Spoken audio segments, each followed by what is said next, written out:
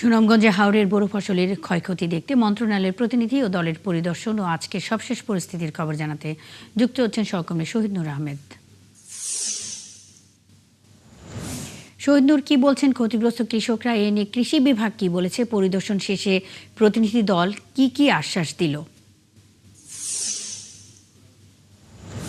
মুন্নি, ধন্যবাদ আপনাকে। দেখুন, আমরা গত 15 দিন যাবৎ সুনামগঞ্জের ফসল ডুবির তথ্য জানাচ্ছিলাম। আমরা আমাদের প্রতিবেদনগুলোতেও দেখাচ্ছিলাম যে সুনামগঞ্জে কি পরিমাণ ক্ষয়ক্ষতি হয়েছে। মানুষ এখনো আসলে দুর্বিষহ অবস্থায় রয়েছেন, তারা ধান কাটতে পারেননি, যা ধান কেটেছেন সেগুলো শুকাতে পারেননি।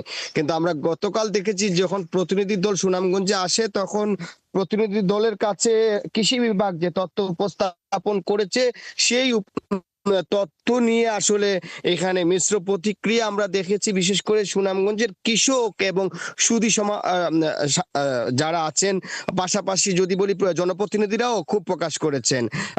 কৃষি বিভাগ বলছে যে এখন পর্যন্ত 80 ভাগ ধান কর্তন হয়েছে হাওরে, কিন্তু এটি মানতে নারাজ মাঠ পর্যায়ের কৃষকরা এবং জনপ্রতিনিধিরা। তাদের দাবি, বেশিরভাগ জমিতে ধান এখনো রয়ে গেছে, সেগুলো কৃষকরা কাটতে পারেননি।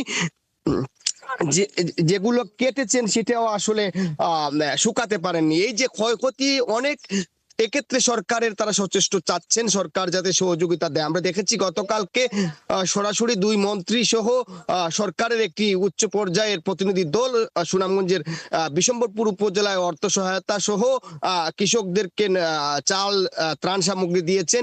এতে কৃষকদের মধ্যে একটি আশা সঞ্চার হয়েছে।